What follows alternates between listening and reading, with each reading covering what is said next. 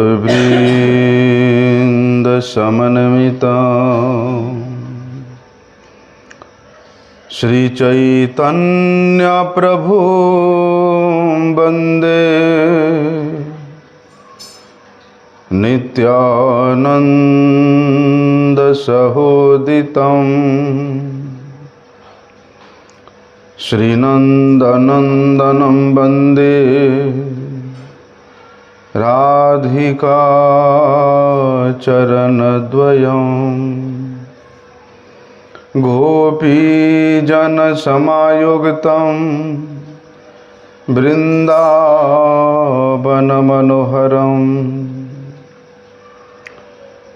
वंशाकल्पतरुभ्यश्च कृपासिन्धुभ्यैव च पतितानां पावनेभ्यो वैष्णवेभ्यो नमो नमः।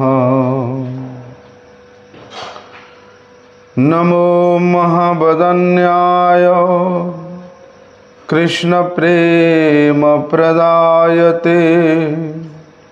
कृष्णाय कृष्णचैतन्य नामिने गौरत्विषे नमः। नमस्ते तुहलग्राम नमस्ते मुसलायुध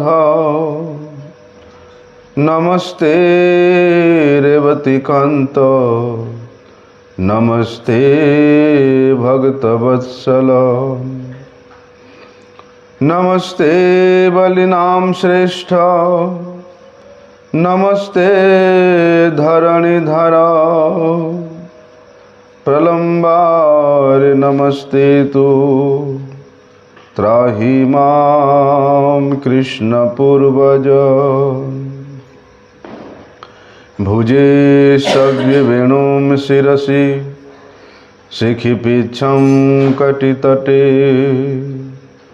दुकुलं नेत्रान्ते सहचर कटाक्षं च विदधते सदा श्रीमद्वृन्दावनवसति लीलापरिचयो जगन्नाथ स्वामी नयनपथगामी भवतु मे। हे कृष्ण करुणा सिंधु दीनबंधु जगतपते गोपेश गोपिकाकांत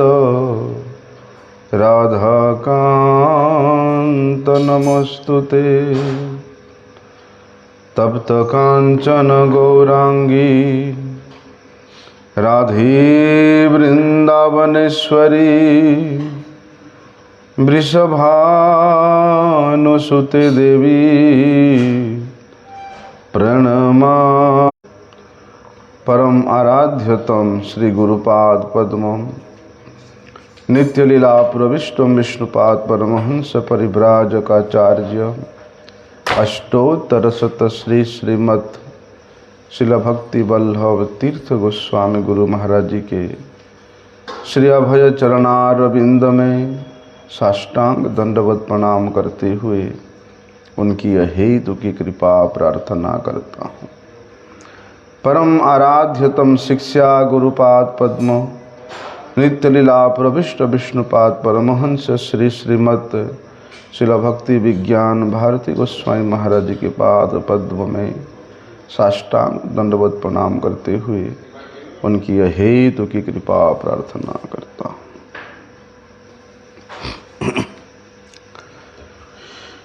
पीछे में हम लोग गुरु वैष्णवों की अहेतु की कृपा से श्रीमद्भागवत को श्रवण करने का प्रारंभ किया था। बीच में उसको स्थगित करके नरोत्तम दास ठाकुर जी के विरचित प्रेम भक्ति चंद्रिका का कुछ पाठ हम लोगों ने श्रवण किया था। आज से पुनः हम लोग श्रीमद् भागवत को ही श्रवण करेंगे। हम लोगों ने श्रवण किया था कि सुखदेव गोस्वामी जी ने परीक्षित महाराज को प्रोत्साहित कर रहे हैं, क्योंकि परीक्षित महाराज जी के पास अंतिम 7 दिन शेष बचा था और यही 7 दिन के अंदर में परीक्षित महाराज को श्रीमद् भागवत के रूप में भगवान के गुण महिमा को श्रवण करने का कर्तव्य था, प्रमुख कर्तव्य था। इसलिए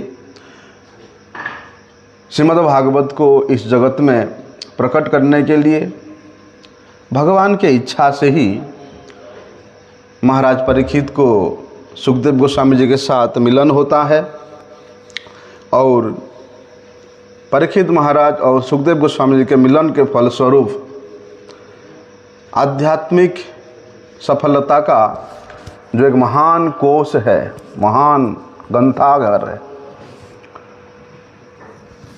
श्रीमद् भागवत के रूप में वहाँ प्रकट हुआ। और सुखदेव गोस्वामी जी ने यही श्रीमद् भागवत श्रवण करने का उपदेश देकर के परीक्षित महाराज को सतर्क किया।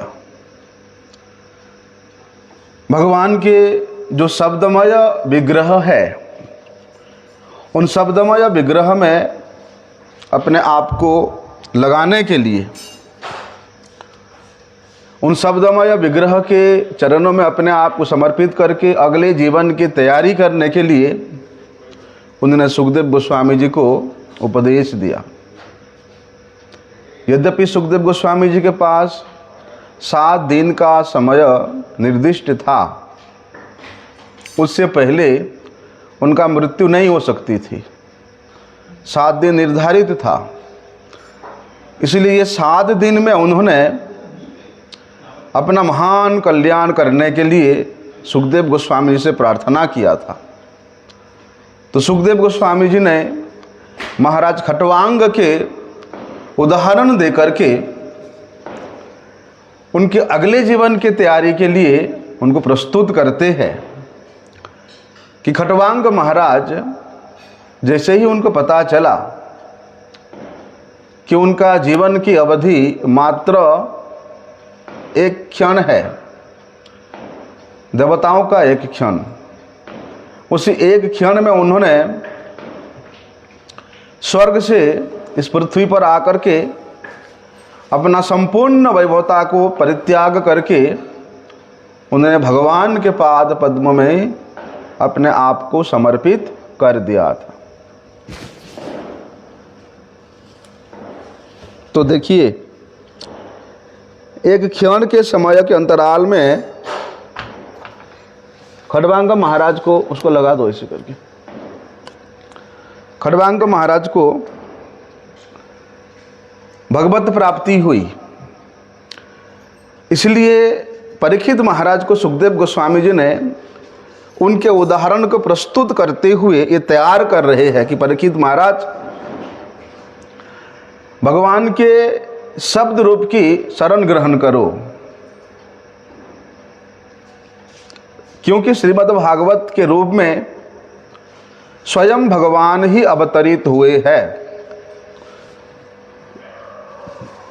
और ये शेष 7 दिन के काल में सर्वश्रेष्ठ उपाय यही है कि आप भगवान के नाम कीर्तन का, गुण कीर्तन का, लीला कीर्तन का श्रवण करो। और जिस प्रकार से सुखदेव गोस्वामी जी ने परीक्षित महाराज को श्रीमद् भागवत का श्रवण कराए थे, बोलते उसी प्रकार का श्रवण करके, उसी क्वालिटी का श्रवण करके व्यक्ति अपने अगले जीवन को एक प्रशस्त मार्ग पे खड़ा कर सकता है।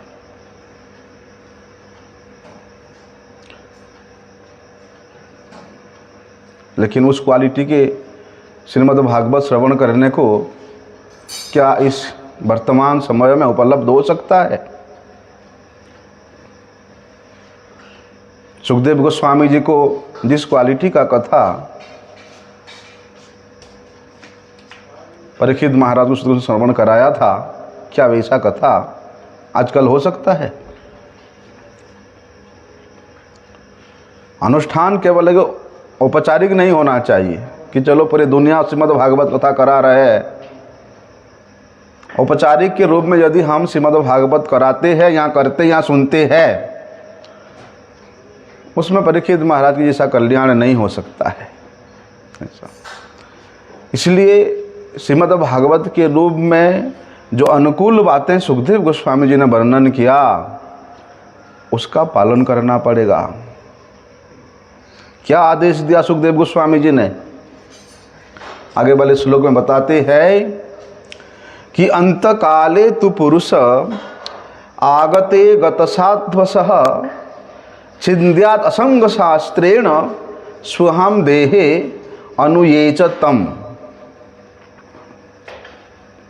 अंतकाले तु पुरुष आगते गतसाध्वसः, बोलते जीवन के अंतिम अवस्था में क्या करना चाहिए पुरुष को, उसका निर्देश दे रहे हैं। क्या है?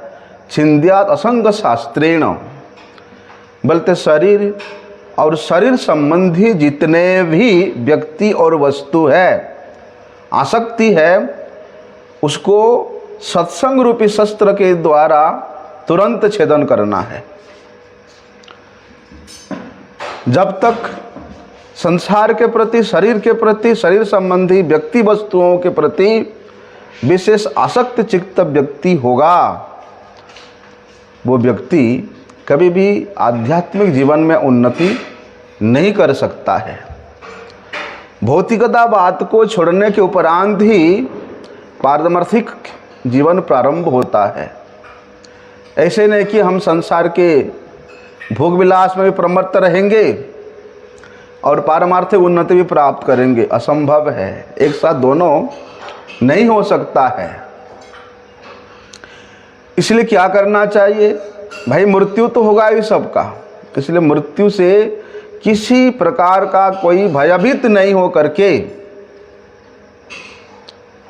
आसक्तियों को छोड़ने से किसी प्रकार का कोई भयभीत नहीं हो करके, बोलते सभी इच्छाओं को, सभी आसक्ति को छोड़ दे। लेकिन क्या करे भैया, इस संसार के लोगों का ये स्थूल शरीर के प्रति इतना आसक्ति है और वे इसमें इतना आसक्ति बढ़ाना चाहते हैं, आसक्ति युक्त वस्तुओं को बढ़ाना चाहते हैं कि कोई उसको छोड़ना ही नहीं चाहता। लेकिन इस मूल्यवान मनुष्य जीवन के जो अति अल्प अवधि का समय है, उसके मूल्य को नहीं जानने के कारण वे व्यक्ति इस अमूल्य ग्रस्त व्यक्ति वस्तुओं से घिरे रहता है।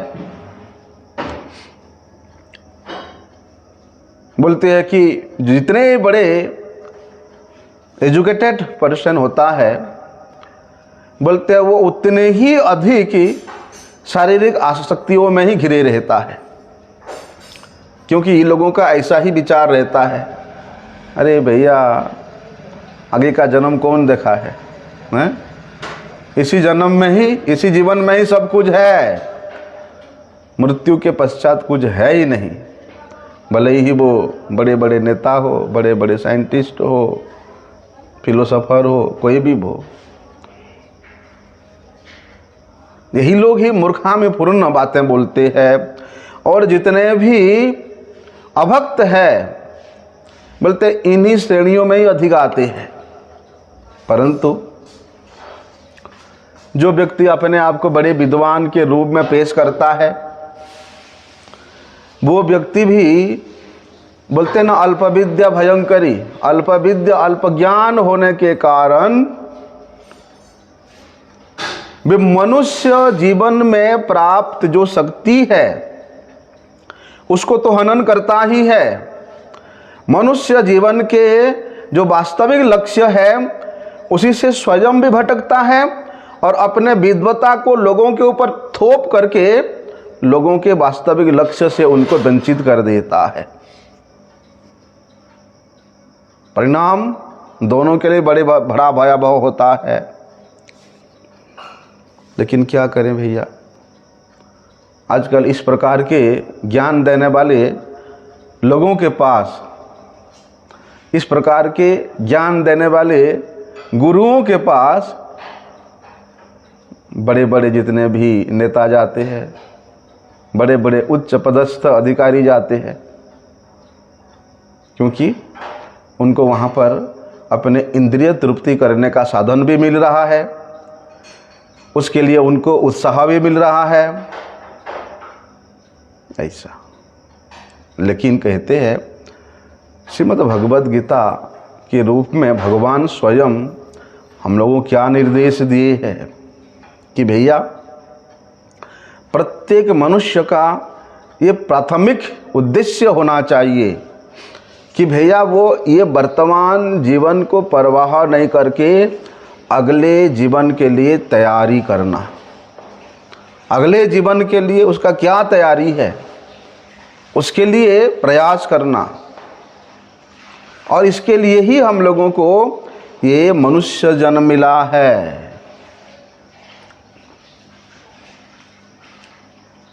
क्योंकि जब तक हम लोग जिंदा है, जब तक ये मनुष्य शरीर है, तब तक इसका पहचान है। जैसे ये शरीर समाप्त हो जाता है, इस शरीर का संबंध भी समाप्त हो जाता है। क्योंकि ये शरीर क्या है, ये हमारा बाहरी वस्त्र ही तो है, जो सड़ जाता है, फट जाता है, तो उसका नामो निशाना मिट जाता है। श्रीमद् भगवद गीता में यही तो निर्देश है। जिस प्रकार मनुष्य अपने पुराने वस्त्र को त्याग करके नई वस्त्र धारण करता है, उसी प्रकार आत्मा ये जराजीर्ण पूर्ण शरीर को त्याग करके वो जीव शरीर बदलता है। और शरीर के बदलने का ये जो परिवर्तन है, ये जो क्रम है, इसी को तो मृत्यु कहते हैं। इस प्रकार फटे कपड़े को त्यागने में बुद्धिमान व्यक्ति बड़े खुशी होता है, लेकिन मूर्ख व्यक्ति वो फटे कपड़े को त्यागने में भी कुंठित होता है। अरे इतना साल से पहन रहा हूँ, इतना प्यार से किसने दिया था, क्यों उसको त्यागना। वही फटे पुराने पहन के चलता रहता है। लेकिन जो बुद्धिमान व्यक्ति है बोलते फटे को त्यागो, नया पहनो, उसी में खुशी होता है। इसी प्रकार ये जो मृत्यु है, भले ही देखने में लगता है कि ये दुख है, लेकिन दुख नहीं है। ये तो एक परिवर्तन मात्र, परिवर्तन का प्रक्रिया है। इसलिए वर्तमान जीवन के जो समय काल है, जो अवधि है, जो आयु है, उसके अंत में प्रत्येक जीव को इस शरीर का परिवर्तन प्रक्रिया से गुजरना ही पड़ता है। कितना भी वो शरीर को रखने के लिए प्रयास करे, संभव हो ही नहीं सकता है। उस मृत्यु के परिवर्तन क्रिया से उसको गुजरना ही पड़ेगा। इसलिए क्या करना चाहिए? सुखदेव गोस्वामी जी यही निर्देश दे रहे कि भैया इसके लिए हम लोगों को, विशेष रूप से मनुष्य को तैयार रहना चाहिए कि अगले जन्म में इससे भी और अधिक सर्वोत्तम प्रकार का शरीर हमको प्राप्त होए। किस प्रकार से सर्वोत्तम? बोलते भक्त गृहे जनि जन्म हो मोर। भगवान के भक्तों के घर में जन्म लेना वो सर्वोत्तम है। ऐसे नहीं कि स्वर्ग में देवता के रूप में जन्म लेना सर्वोत्तम है, नहीं।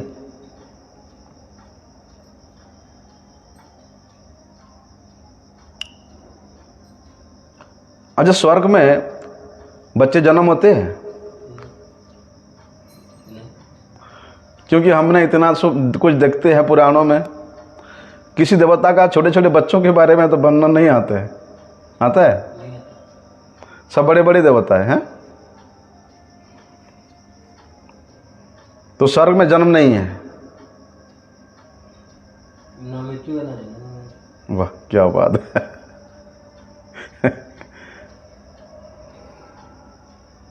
क्या विचार है तुम्हारा? वो तो है अपुण्यमारम अचल प्रतिष्ठम। होते जैसे ही पुण्य खत्म होता है, क्षीण पुण्य मर्त्यलोकम विसंति। पुण्य के फल स्वरूप इस मर्त्य भूमि के मनुष्य स्वर्ग को प्राप्ति करता है, और जैसे उसके पुण्य क्षण होता है वो पुनः इस मर्त्य भूमि में। इसलिए जन्म और मृत्यु का स्थान तो विशेष रूप से ये कर्म भूमि है। ये कर्म भूमि में ही जन्म मृत्यु होता है। इसीलिए देखो मृत्यु लोग आते हैं तो उनका शरीर कहाँ जाता है? उनका क्या शरीर नहीं है? किसका? देवताओं का? क्यों नहीं होता है? मृत्यु वहाँ अगर फिर किसी घर में जन्म लेते हैं तो फिर वहाँ समाधि होता होगा। उनका समाधि होता होगा तो शरीर कहाँ जाता है? ये मतलब मरते तो नहीं, मरते तो। अच्छा, देवताओं के वहाँ मृत्यु के उनके शरीर का क्या होता है? क्योंकि भाई वो लोग देखिए विचार ऐसा है,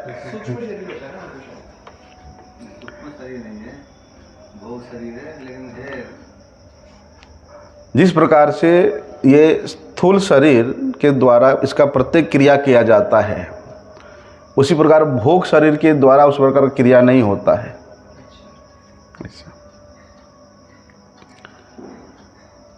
इसलिए ऐसा कहीं वर्णन है, आप लोगों ने पढ़ा कि देवताओं का मृत्यु होता है, मृत्यु के उनके शरीर को वहाँ क्या किया जाता है, हैं? हमने तो कभी ऐसा पढ़ा नहीं, कहीं यहाँ सुना भी नहीं। और श्रीमद् भगवद गीता में यही है कि उनका स्खलित होता है, स्वर्ग से स्खलित हो जाता है, अर्थात वे सशरीर इस मर्त्य भूमि में स्खलित होते हैं, और यहीं पर ही उनका मृत्यु होकर के फिर किसी के गर्भ में उनका जन्म होता है। लेकिन उसका मृत्यु, उनके विनाश का, उनके पतन का या उनके शरीर पतन का जो क्रिया है वो भी तो हमने कभी सुना नहीं सा। इसलिए इस विषय में हम लोग विचार करेंगे कभी, है ना। सिद्धांत बोलिया चित्ते ना करो अलस, एक प्रकार का सिद्धांत ही है ये, लेकिन ये सूक्ष्म विचार कोई करता नहीं है तो सूक्ष्म विचार कोई करता नहीं है।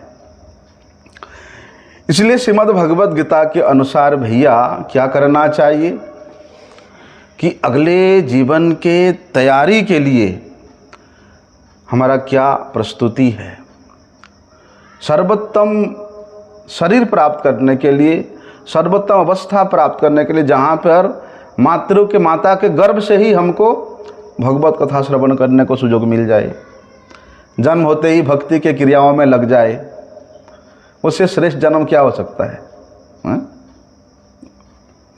उसके लिए प्रयास करना चाहिए। और ये सर्वोत्तम प्रकार का शरीर बोलते यही आध्यात्मिक शरीर ही है। शरीर के द्वारा, मन के द्वारा, वाणी के द्वारा परिपूर्ण रूप से भगवत सेवा में नियोजित होना, यही आध्यात्मिक शरीर है। लेकिन भैया ये तो उन लोगों को मिलता है जो लोग भगवान के धाम जाना चाहते हैं, जो उस आध्यात्मिक जगत में प्रवेश करना चाहते हैं। श्रीमद् भागवत में इस विषय में द्वितीय स्कंद में वर्णन है, बड़े विस्तार से वर्णन है, उसको आगे जा कर के हम लोग श्रवण करेंगे। लेकिन भैया जहाँ शरीर परिवर्तन की बात है तो मनुष्य को चाहिए कि अगले जीवन के लिए तैयारी करें। जिस प्रकार से हम लोग कुछ पैसे जोड़ते हैं कि फिर आगे हम थोड़ा अच्छा कपड़े लेंगे, अच्छा वस्त्र पहनेंगे, अच्छा मकान लेंगे, उसके लिए तैयारी होता है, उसके लिए हम पैसे जोड़ते हैं, अच्छे अच्छे नौकरी करते हैं। उसी प्रकार बोलते अगले जीवन के लिए हम लोगों को तैयारी करना चाहिए कि हमको एक आध्यात्मिक परिवार मिले, एक आध्यात्मिक शरीर मिले, जहाँ से हम लोग भगवान का भजन कर सकें, तैयारी करना। लेकिन भैया जो लोग मूर्ख व्यक्ति है वो लोग क्या सोचते हैं, अरे अगले जन्म को कौन देखा, ये जन्म में जो कुछ है वही ही है। मतलब इस जीवन के प्रति ही अधिक महत्व देते हैं। इस जीवन में प्राप्त धन संपत्ति पद प्रतिष्ठा के प्रति ही उनका विशेष महत्व होता है। इस जीवन में प्राप्ति जितना भी संबंधी है उन संबंधियों के साथ ही उनका विशेष रूप से जोर रहता, बल रहता है। लेकिन उन लोगों को पता नहीं कि शारीरिक संबंध, शारीरिक बल, शारीरिक प्रतिष्ठा, शारीरिक क्षमता ये शरीर तक ही सीमित रहता है।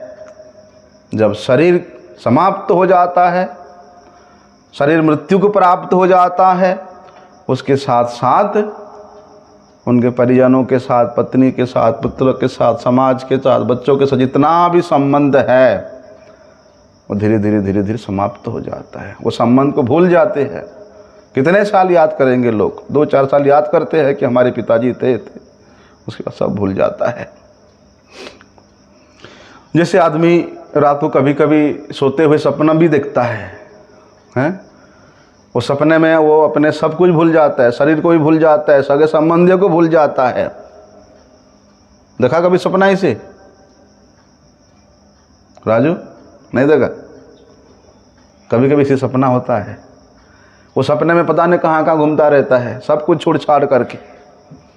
लेकिन इस प्रकार का जो संबंध की विस्मृति है वो थोड़े समय के लिए होता है, क्षणिक अवस्था होती है। और मृत्यु भी बोलते कुछ मासों के लिए है, कुछ महीनों के निद्रा के अतिरिक्त कुछ नहीं है। दूसरा शरीर फिर मिल जाता है भैया, बंधन शरीर मिल जाता है, शारीरिक बंधन फिर उसका विकसित होने लग जाता है, क्योंकि ये प्रकृति का नियम है। ऐसे नहीं कि मृत्यु हो तो मुक्त हो गया, नहीं। मृत्यु होने के बाद जो उसके कर्म के अनुसार उसको दंड तो दिया जाता है। दंड भोगने के बाद उसके अगले योनि की, अगले शरीर की तैयारी के लिए प्रकृति का नियम उसके ऊपर थोपा जाता है। इसलिए मृत्यु भी ये 3-4 महीना का एक निद्रा मात्र है। ऐसा इसलिए क्या करना, वर्तमान शरीर के अवधि के प्रति, वर्तमान शरीर के आयु के प्रति हमारा जितना भी आकांक्षा है, जितना भी आशाएं है, जितना भी आसक्ति है, उसको परिवर्तन करना पड़ेगा। और यही परिवर्तन करने के लिए हम लोगों को एडमिशन करना पड़ेगा, एडमिशन लेना पड़ेगा स्कूल में। कौन सा स्कूल में? गौड़िया मठ के स्कूल में, पारमार्थिक स्कूल में। इस प्रकार से कोई भी क्षेत्र का बच्चा हो, विद्यार्थी हो, उसको प्रत्येक क्षेत्र में पारंगत होने के लिए प्रशिक्षण की आवश्यकता होती है। उसी प्रकार मनुष्य को अगले जीवन के तैयारी के लिए बोलते पारमार्थिक प्रशिक्षण लेना विशेष जरूरी है। और ये प्रशिक्षण ये जीवन की किसी भी अवस्था में हो सकती है। ऐसे कि मृत्यु के 1 मिनट पहले भी हो सकता है। जैसे खड़बांग महाराज ने,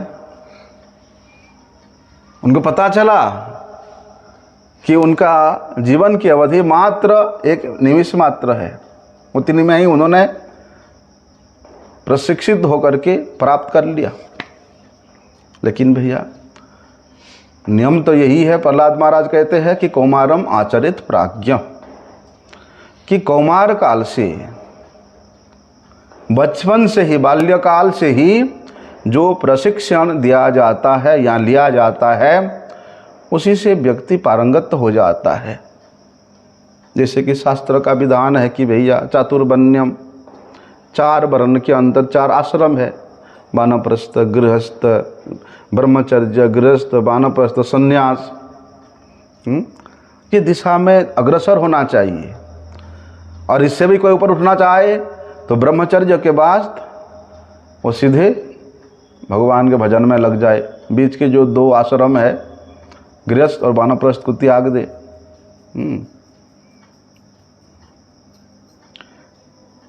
केवल सन्यास धर्म में दीक्षित होना ही सन्यास है ऐसी बात नहीं है। जो संकल्प मात्र करता है ब्रह्मचर्य जीवन के बाद, जो संकल्प करता है कि प्राणेर अर्थे धिया वाचा, मैं प्राण के द्वारा, अर्थ के द्वारा, शरीर के द्वारा, मन के द्वारा, वाणी के द्वारा श्रेय आचरण करूँगा, अर्थात भगवान के प्रसन्नता के निमित्त मेरा प्रत्येक कार्य होगा, वो सर्वश्रेष्ठ आश्रमी है। ऐसा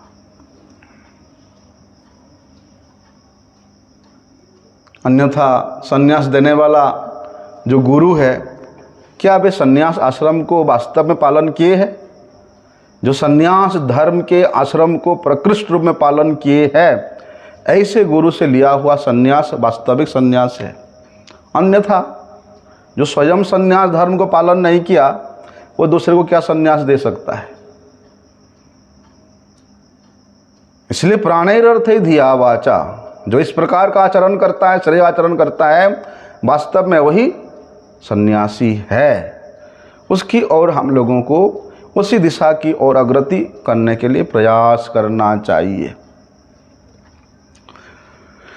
और जहाँ तक वर्णाश्रम धर्म की बात है, जहाँ सनातन धर्म की पद्धति है, उसके अनुसार तो भैया प्रत्येक मनुष्य को अपने जीवन को पूर्ण बनाने के लिए, अपने जीवन को एक सफल बनाने के लिए उस सर्वोत्तम विधि को पालन करना ही चाहिए, उस विधि के अनुसार चलना ही चाहिए।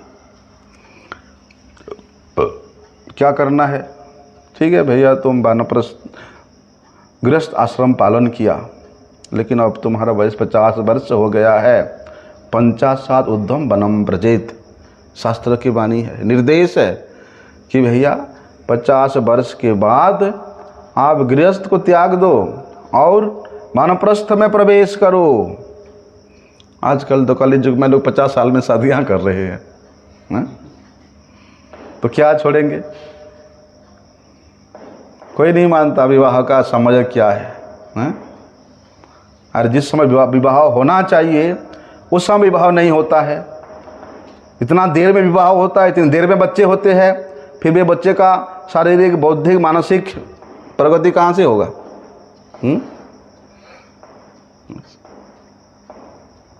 उसका आयु कहाँ से होगा?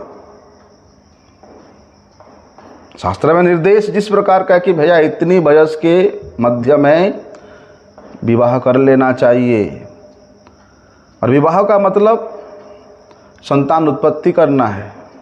आजकल तो लोग विवाह कर भी लेते हैं, लेकिन संतान उत्पत्ति जाकर के 45 साल बाद करेंगे। नहीं, तो शास्त्र के विधि को नहीं मानते, फलस्वरूप वहाँ अनर्थ होता ही है। लेकिन सर्वोत्तम विधि यही है, सनातन धर्म की पद्धति यही है कि इस प्रशिक्षण में, ये वर्ण और आश्रम के धर्म के प्रशिक्षण में प्रत्येक मानव जाति को प्रशिक्षित होना चाहिए। इसलिए क्या करना, कम से कम, अधिक से अधिक 50 वर्ष होने के बाद व्यक्ति को अपने सभी प्रकार से पारिवारिक संबंध छोड़ दे, सामाजिक, राजनीतिक जितना भी नाता है सबको त्याग करके क्या करना, वानप्रस्थ आश्रम में, संन्यास आश्रम में ले ले और अगले जीवन की तैयारी करे। ऐसे नहीं कि वानप्रस्थी होने के बाद या सन्यासी होने के बाद फिर मुड़ के देखोगे उधर, नहीं। लेकिन भैया आसक्ति इतना होता है, वो व्यक्ति सारा जीवन इतना व्यवस्था करता है परिवार के लिए, इतना प्रयास करता है कि कैसे छोड़ के जाए। वरम 50 साल के बाद तो आसक्ति और ज़्यादा बढ़ जाता है। हाय हाय, मैं इतना परिश्रम करके मकान बनाया, ज़मीन लिया, बच्चों को पढ़ाया लिखाया, शादी करवाया, पोता पोती हुए हैं, उनके प्यार को छोड़ के मैं कहाँ जाऊँ? 50 के बाद तो आसक्ति और ज़्यादा बढ़ जाता है। ऐसे कि उसके पुत्र या उसके घर वाले उस आदमी को धुतकारते हैं, उसके सम्मान पे ठोस पहुंचाते हैं, उसको असम्मान करते हैं, लेकिन फिर भी वो वहीं पड़ा रहना चाहता है, आसक्ति इतना ज़्यादा हो जाता है। इसलिए शास्त्र बोलते हैं जिस समय तुम्हारा आसक्ति का समय आता है, बोलते उसी समय तुमको त्यागना चाहिए। लेकिन नहीं हो सकता है, नहीं छोड़ने के प्रकृति क्या होता है कारण, प्रकृति के नियम के शिकार बनते हैं भैया, पुनः कर्म करते हैं, कर्म के अनुसार पुनः स्थूल शरीर की प्राप्ति होती है, हैं? यही इच्छा रहता ना कि मैं जितना दिन जिंदा रहूं सभी मुझे सम्मान करता रहे,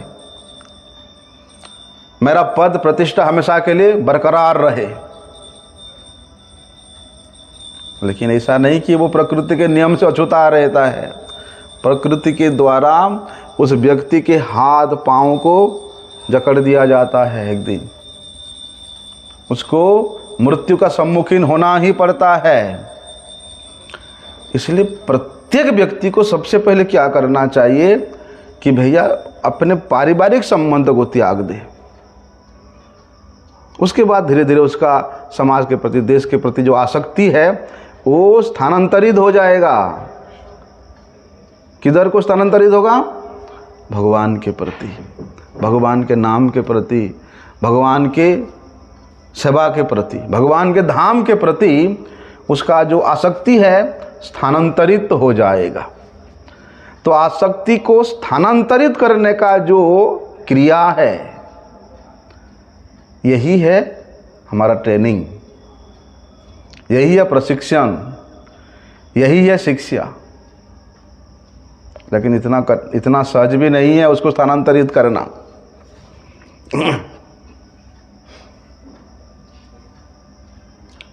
कि भैया इच्छा ना प्रत्येक क्षण होती रहती है, इच्छा का कोई त्याग नहीं कर सकता है, नई नई इच्छाएं होती रहती है। ये हमारा स्वभाव है, ये मनुष्य के शरीर का प्रकृति है कि उसके शरीर में, उसके मन में इच्छाएं होती रहती है। तो इससे अच्छा है कि भैया जो अच्छा इच्छाएं हैं, जो श्रेष्ठ इच्छाएं हैं, उसको अवसर क्यों ना दे। और जो इच्छाएं हमको बंधन के कारण होता है, जो अत्यंत कुत्सित इच्छाएं हैं, उसका परित्याग करने का अवसर क्यों ना दे। इच्छाएं करना है तो करो, क्योंकि जीव इच्छा के साथ जुड़ी हुई है। जन्म से मृत्यु पर्यंतम व्यक्ति इच्छा के साथ जुड़ी रहती है। क्योंकि भैया हमारा जो आत्मा है वो शाश्वत है, वो चिन्मय है, वे अप्राकृत है। इसलिए अप्राकृत इच्छाएं होना, शाश्वत इच्छाएं होना, चिन्मय इच्छाएं होना, ये हमारा स्वाभाविक है। और शरीर की इच्छाएं वो अपवित्र है, वो बंधन का कारण है, वो कुत्सित है। लेकिन हम जब तक नहीं पहचानेंगे कि मैं तो शरीर नहीं हूं, मैं तो आत्मा हूं, इसलिए शरीर के इच्छाओं को प्रति मैं इतना आसक्त क्यों हूं? आसक्त मुझे अपने आत्मा के इच्छाओं के प्रति होना चाहिए। आत्मा का इच्छा कभी भी इस जागतिक संसार के भोग विलास हो ही नहीं सकता है। आत्मा का इच्छा हमेशा शाश्वत होता है। इसलिए भैया मनुष्य इच्छा करना कभी नहीं छोड़ सकता है, लेकिन इच्छाओं के जो विषय वस्तु है उसको हम लोग अदला बदली कर सकते हैं, बदला जा सकती है। इतना भी कर ले व्यक्ति, अपने इच्छाओं को चेंज कर ले, बोलते उसी से ही उसको एक शुद्ध रूप से भगवत भजन करने का अवसर मिल जाता है।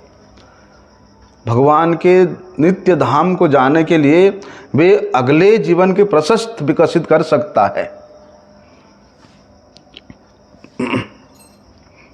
जैसे ही भक्ति के प्रति, भगवत सेवा के प्रति, भगवत भक्तों के प्रति, भगवत नाम के प्रति, भगवत धाम के प्रति हमारे इच्छाएं बलवती होता जाएगा, हमारा इच्छाओं का विकास होता जाएगा, उतने ही परिमाण में शरीर की आसक्ति के प्रति, भौतिक सुख सुविधा के प्रति, जगत के मान प्रतिष्ठा के प्रति हमारा इच्छा उतना ही घटता जाएगा। उतना ही कम होता जाएगा। लेकिन हम वो इच्छा करें तो सही। पूरे दिन पड़ा है हमारे पास, ज़्यादा से ज़्यादा आधा घंटा 1 घंटा का सेवा होता है। बाकी टाइम तो हम लोग बिल्कुल फ्री रहते हैं। फ्री टाइम में इच्छाएं क्या होती है हमारा, वो विचार करने की बात है। वो फ्री टाइम में हम लोग क्या अपने मन को कहाँ लगाते हैं, वो विचार करने की बात है। एक गृहस्थ व्यक्ति देखो, उसके कितना उसका इच्छाएं होती है, लक्ष्य होता है। सुबह से शाम तक अपने परिवार के लिए वो व्यक्ति लगा रहता है। लेकिन निष्कपट रूप से भजन करने वाला व्यक्ति उसी में भी समय निकाल करके वे निर्दिष्ट नाम संख्या को पूरा करता है। अपने कार्यक्षेत्र में रहते हुए भी वो भगवान के नाम का चिंतन करता है। और मठवासी होने के कारण हम लोगों में पूरा सुविधा है, पूरा सुयोग है। इसलिए हम लोग को विचार करना चाहिए कि हम लोग अपने जीवन के ये अतिमूल्य अवधि को किस प्रकार से व्यतीत कर रहे हैं। क्या हम लोग सेवा मनोवृत्ति में इसको केंद्रित करके रखे हैं कि हमारे इच्छाओं को हम भगवान के नाम जप के वृत्ति में लगा के रखे हैं? विचार करना चाहिए। यदि भगवान के प्रसन्नता के निमित्त हमारा चेष्टा रहेगा, हमारे सेवा की वृत्ति भी भगवान के सुख के निमित्त ही केंद्रित हो जाता है। देखो, सेवा करना ये प्रत्येक का काम है। चाहे वो राष्ट्रपति हो, प्रधानमंत्री से लेकर एक छोटे से झाड़ू लगाने वाला व्यक्ति का भी कोई ना कोई एक दूसरे के प्रति सेवा होता ही है। सेवा के बिना रह नहीं सकता। लेकिन इस प्रकार के सेवा के मनोवृत्ति तभी सफल हो सकता है, तभी पूर्णता को प्राप्त हो सकता है जब सेवा की इच्छा हमारे आत्मा से जुड़ा हो।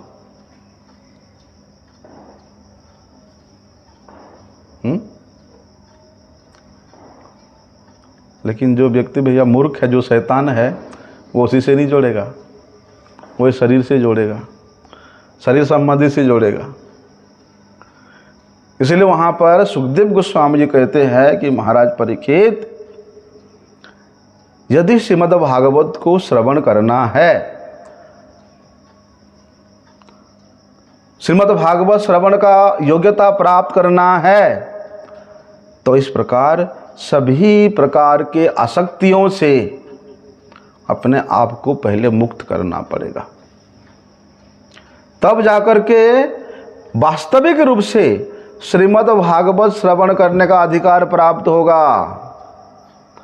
तब जाकर के वास्तविक रूप से सुखदेव गोस्वामी जैसे महान वैष्णव के मुख से श्रीमद् भागवत श्रवण करने का सौभाग्य प्राप्त होगा।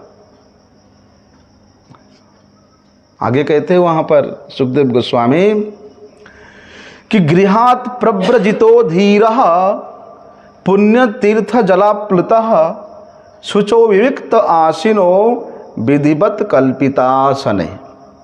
बताए है कि भैया यदि आत्मकल्याण चाहते हो तो मनुष्य को घर छोड़ करके आत्मसंयमी होने का अभ्यास करना चाहिए। नियमित रूप से तीर्थ स्थानों में स्नान करना चाहिए।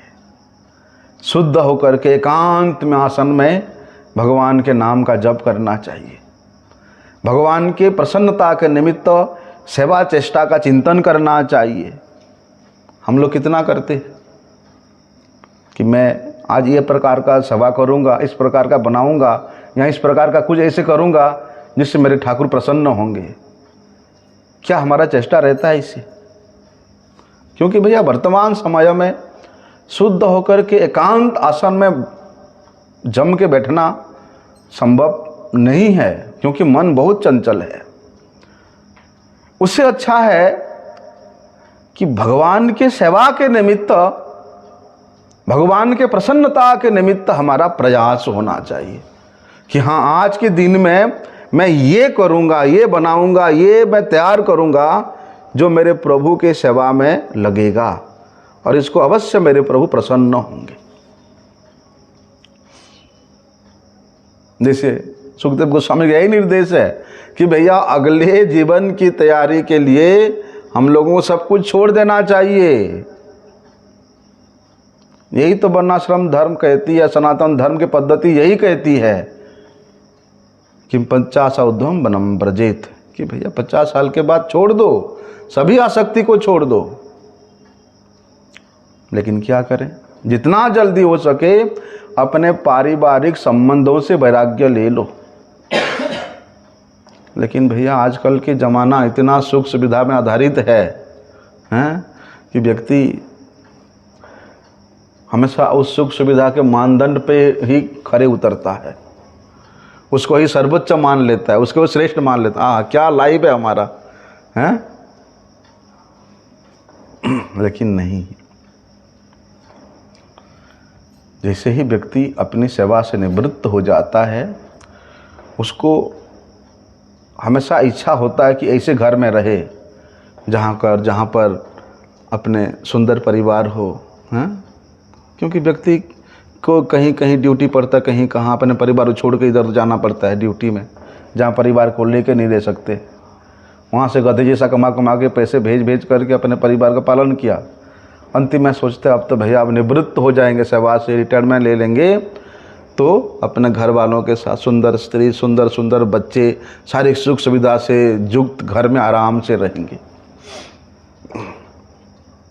तो ऐसी सुख सुविधा में रहने के बाद वो व्यक्ति को घर से बाहर जाने का कभी इच्छा होगा? रंच मात्र भी इच्छा नहीं करता। जो मंत्री है उस मंत्री को अपने पद से हटा दो, देखना वो हमेशा उसी पद पे ही चिपके रहना चाहता है।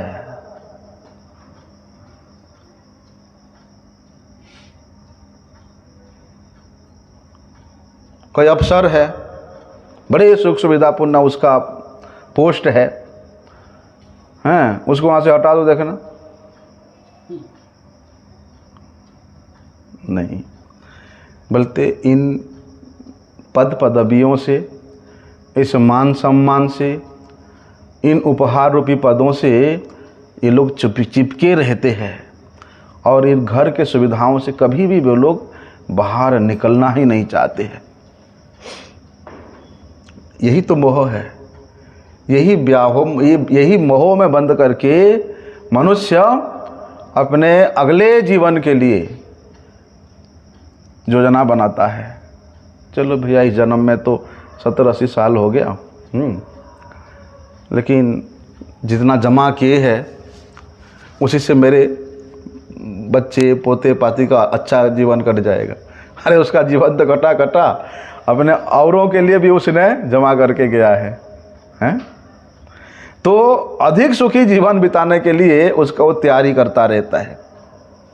लेकिन क्या करें, जितना भी योजना बनाए यह मृत्यु इतना क्रूर है कि उसके बड़े से बड़े योजनाओं को भी फेल कर देता है,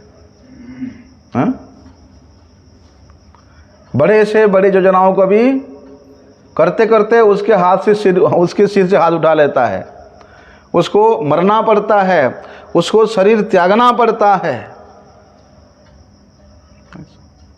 कभी वो सोचा भी नहीं होगा कि अरे मैं तो अभी तैयारी ही कर रहा था, और चला गया।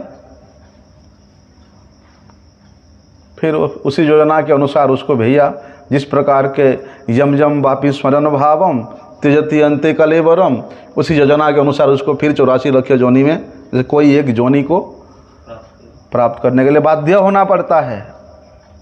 उसके योजना के अनुसार, उसके इच्छाओं के अनुसार, उसके वासनाओं के अनुसार उसको उसी प्रकार जोनी में जाकर के शरीर धारण करना ही पड़ता है। जो लोग अपने घर के परिवार के सुख सुविधा में ज़्यादा आसक्त होते हैं, ऐसे लोगों को अगले जीवन में ऐसी एक लंबी आयु मिलती है जिस आयु प्राप्त करके वे व्यक्ति अपने पाप कर्मों के कारण अधिक निम्न योनि में जाकर के गिरता है। मनुष्य योनि से नीच योनि में जाएगा तो उसके जितने भी मानवीय जीवन का शक्ति होता है सब नष्ट हो जाती है। उसको इस सुदुर्लभ मनुष्य जीवन प्राप्त कर बर्बाद होने में वो स्वयं खुद कोई कसर नहीं छोड़ता। कल्पनाओं के संसार में, कल्पनाओं के वस्तुओं में, कल्पनाओं के सुविधाओं में वो डोलता रहता है, घूमता रहता है। इसलिए सुखदेव गोस्वामी जी का निर्देश है कि प्रत्येक मनुष्य को 50 वर्ष होते ही सावधान हो जाना चाहिए। कम से कम 50 वर्ष की आयु में तो भैया बिल्कुल सावधान हो जाना चाहिए। सिद्धांत तो यही है कि उसी को अपना मृत्यु मान लो। 50 के बाद मृत्यु की घंटी बज ही जाती है। 50 के बाद मृत्यु अपने घंटी बजाने में बिल्कुल तैयार हो जाती है। इसलिए हर हालत में, हर अवस्था में, बोलते अगले जीवन को श्रेष्ठतर बनाने के लिए हम लोगों को तैयारी करना चाहिए। और सनातन धर्म की पद्धति तो भैया यही है कि उसको पालन करने वाला व्यक्ति वो अगले जीवन के, इसी जीवन के नष्ट होने से पहले ही वे अगले जीवन के लिए अपने तैयारी कर लेता है। वो प्रशिक्षित हो जाता है, उसको ट्रेनिंग मिल ही जाता है। इसलिए ये ट्रेनिंग का स्थान यही है। जितना भी तीर्थ स्थान है ना, कि भैया बाकी टाइम में तो तुम भौतिक संसार में, भौतिक शहर में ऐसो आराम कर रहे हो, 50 के बाद तीर्थों में आ जाओ। ये तीर्थ स्थल जो है ये उनके प्रशिक्षण का ट्रेनिंग सेंटर है। प्रत्येक व्यक्ति को इतना तीर्थ स्थल है हमारे भारत में, छोड़ो अपने घर बार, और तीर्थ स्थलों में आकर के बोलते उन तीर्थ स्थलों के मर्यादा को पालन करते हुए तीर्थी कुर्वन्ति तीर्थानि, तीर्थ रहने वाले जो तीर्थीगण है उनका अनुसरण करते हुए अपने जीवन को व्यतीत करना।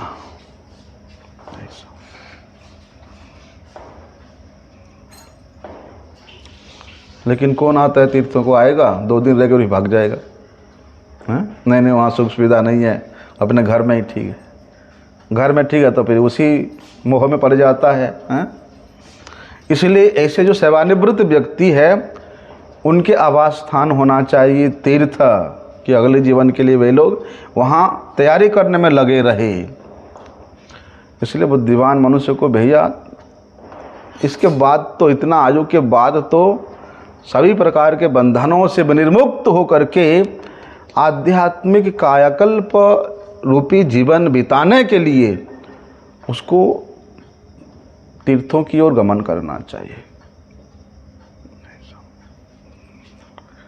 क्योंकि घर में रहेगा तो उसका आसक्ति जाएगा नहीं। इसलिए आसक्ति से, सांसारिक, पारिवारिक, भौतिक आसक्ति से छुटकारा पाने के लिए उसको गृह त्याग करने का निर्देश दिया गया है। और गृह त्याग करने के बाद भी यदि वे उसी आसक्ति में चिपका रहे तो फिर त्याग का कोई मतलब ही नहीं रहा।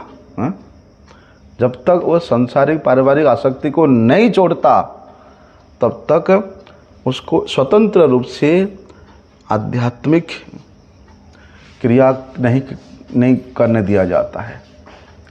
अभी थोड़ा देर माला लेके बैठेगा, थोड़ा भगवान से उधर से बुलावा आ जाएगा, उधर से बुलावा, उधर से बच्चे, उधर सगे संबंधी, ये सब। तब तक आध्यात्मिक स्वतंत्रता नहीं समझना चाहिए जब तक हम लोग उस भौतिक आसक्ति से पूर्णतया मुक्त नहीं हो जाते हैं।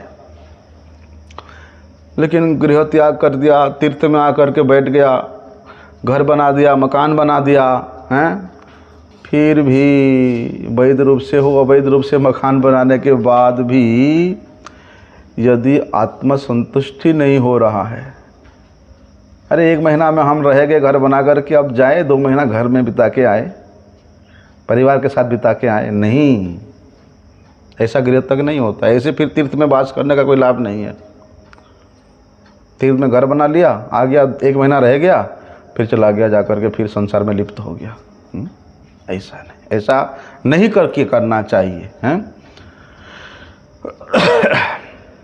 अनेक लोग ऐसा है कि भैया घर छोड़ करके तीर्थ स्थान में जाते हैं, लेकिन वहाँ फिर भी वही आसक्ति में पड़ जाते हैं, फिर भी वहाँ वही बिजनेस में लग जाते हैं, फिर भी वहाँ ये सब गृहस्थ जैसा काम करने लग जाते हैं। क्योंकि माया की ये जो मोहिनी शक्ति है ये इतना प्रबल है कि ये जीवन के प्रत्येक अवस्था में, यहाँ तक कि बोलते अपने सुखी घर का परित्याग करने के बाद भी मनुष्य उस मोहिनी माया में पड़ जाता है। ये इतना बलवती है। इसलिए अनिवार्य क्या है कि ब्रह्मचर्य द्वारा उस जो जौन लिप्सा है उसको संयम करना चाहिए। ये विधि है। और जो व्यक्ति सुधरना चाहता है, जो व्यक्ति आत्मकल्याण चाहता है, जो व्यक्ति भगवान का भजन करना चाहता है, उसके लिए भैया ये जो यौन लिप्सा है ना, ये आत्महत्या के मापी है, आत्मघाती, उससे भी बढ़कर होता है। बड़े सावधान रहना पड़ेगा। इसलिए पारिवारिक जीवन से अलग रहने का मतलब ही है कि भैया इस प्रकार का जीवन बीता, इंद्रियों के इच्छाओं को परिपूर्ण रूप से, यौन के इच्छाओं को परिपूर्ण रूप से संयत करना। कुछ आसन में बैठो, ऐसा कोई पवित्र आसन में बैठ करके उपयुक्त विधि से, अपराध से शून्य होकर के भगवान को पुकारो, भगवान के नाम का जप करो, तब जा कर के संभव है।